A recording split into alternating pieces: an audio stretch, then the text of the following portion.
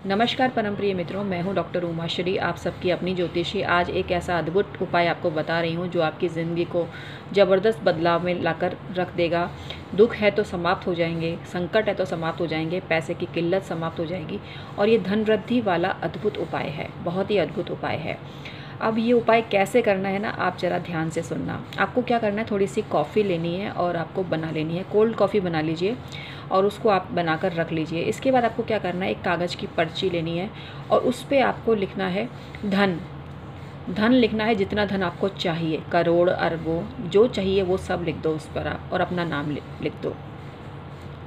इसके बाद आपको उसको डालना है इसके अंदर, कागज़ को, और उसके ऊपर कोल्ड कॉफ़ी डाल लेनी है। फिर ये क्यूब्स बन जाएंगे, क्यूब्स में बन जाएगा।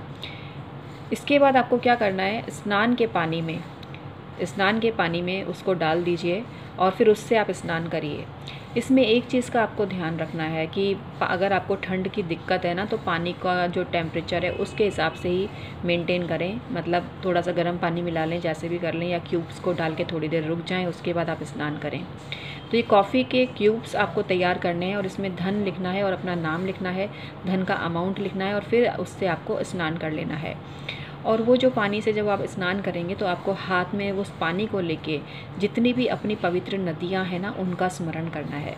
उन जितनी भी नदियों के आप नाम ले सकते हो उनको मातृ तुल्य समझकर, माता समझकर उन नदियों के नाम लीजिए। आप ये बोलिए कि जिस तरह से नदियाँ हमेशा बहती रहती हैं उसी तरह से आपके जीवन में धन का फ्लो होता रहे। पैसा खर्च होगा ना तो उससे कई गुना ज़्यादा आपके पास आने लगे।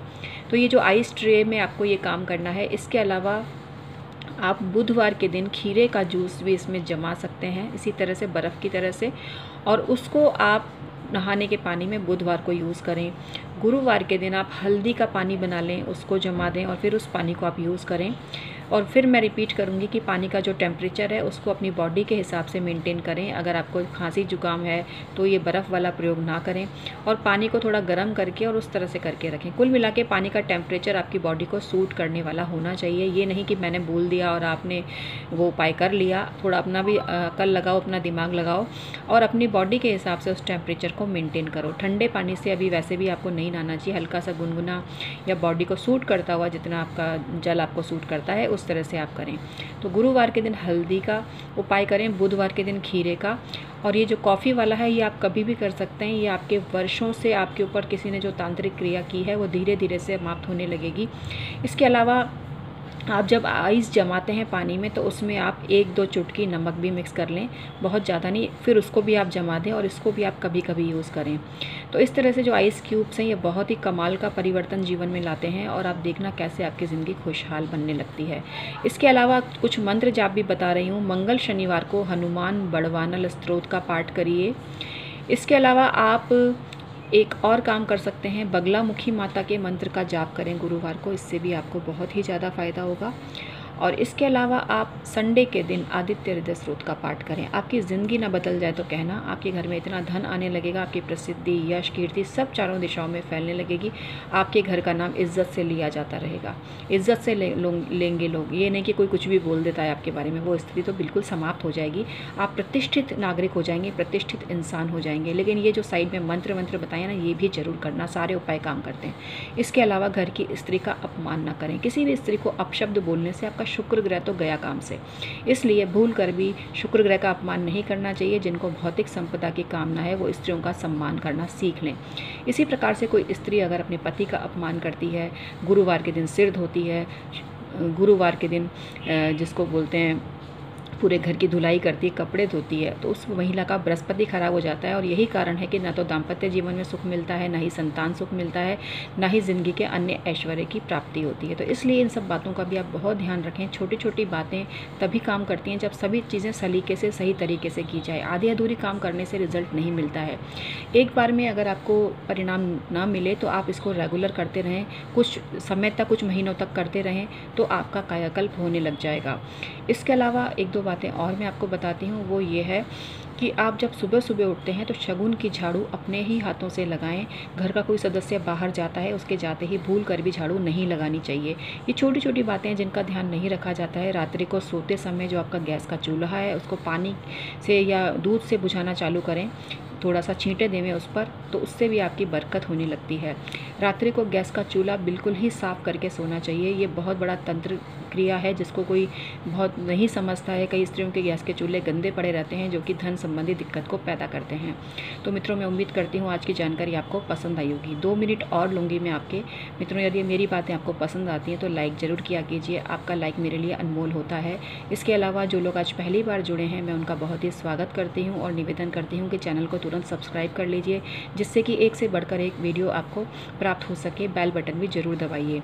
इसके अलावा मेरे 3000 से भी ज़्यादा वीडियो हो चुके हैं। डॉक्टर उमा श्री के नाम से सर्च कीजिए, आपको पता चल जाएगा कि मैंने कितने ओरिजिनल टॉपिकों को यूट्यूब पर इंट्रोड्यूस किया और उनसे इंस्पायर्ड होकर बहुत लोगों ने उन्हीं टॉपिकों पर बनाना चालू कर दिया। और अभी भी आप देखेंगे कि मैंने सिंबल पर बनाए कितने वीडियो, तो अब लोगों ने सिंबल को ही चुरा लिया शब्द को और सिंबल पर ही वीडियो बनाने लग गए। कुल मिला के जिस व्यक्ति की जितनी योग्यता होती है वो उसके हिसाब से काम करता है। कुछ लोग सिर्फ नकलची बंदर बन के या बंदरिया बन के ही पैसा कमाते हैं। खैर, ये उनका दिमाग है, उनके संस्कार हैं, इसमें हम क्या कर सकते हैं। लेकिन मित्रों, हमें बताना इसलिए ज़रूरी होता है कि आपको समझ में तो आए कि कौन व्यक्ति काबिल है और कौन नकलची बंदर या बंदरी, जिससे कि आपको कद्र हो सके कि कौन इंसान कितनी मेहनत करता है। मित्रों, मैं बहुत मेहनत करती हूँ, ओरिजिनल टॉपिक्स लेकर आती हूँ आपके लिए। इतने शोध किए मैंने, इतनी रिसर्च की है, और जब उसको मैं दूसरों के द्वारा देखती हूँ कि लोग किस तरह से नकल करते हैं, उनको इतनी शर्म नहीं आती कि उनके पास कुछ अपने आइडियाज़ नहीं है, सिर्फ दूसरों के आइडियाज़ चुरा कर और उन्हीं पर वीडियो बनाते हैं और हराम का खाते हैं कुल मिला के ऐसे लोग। क्योंकि जो अपने ओरिजिनल आइडिया का यूज़ करेगा वही इंसान हकदार होता है उस चीज़ का। कुछ सब्जेक्ट तो सबके लिए कॉमन होते हैं, जैसे व्रत उपवास है या ग्रह का राशि परिवर्तन है, लेकिन कुछ टॉपिक ओरिजिनल और किसी व्यक्ति विशेष की देन होती है और दूसरे लोग उससे इंस्पायर्ड हों, वहाँ तक तो ठीक है, लेकिन बिल्कुल ही नकल करने की लोगों ने आदत बना रखी है, तो उसका तो क्या किया जाए। खैर मित्रों, अब आपको एक चीज़ और बताना चाहूँगी। आप अपनी कुंडली का परामर्श लीजिए, जिससे कि आपका जीवन सफल हो सके।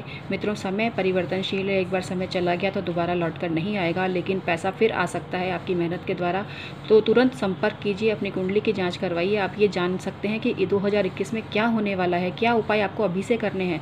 देखो, एंड मोमेंट पे उपाय नहीं हो पाते हैं और कई बार कुछ अनहोनी जीवन में हो जाती है, वो ज्योतिषी को पहले से पता चल जाती है। तो यही ज्योतिष की सार्थकता है। आप अपनी कुंडली दिखाकर अनहोनी या कोई दुर्घटना या कोई परेशानी के बारे में जान सकते हैं और समय रहते ही उसका निवारण करके उसको टाल भी सकते हैं।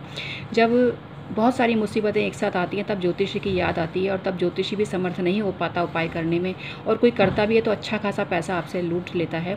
तो इसलिए मैं आपको कहूँगी, तुरंत बिना देरी किए अपनी कुंडली की जांच करवाएं। छोटे से इस अमाउंट को ना देखें। पैसा तो आप फिर कमा लोगे, लेकिन ये जो आगे आने वाली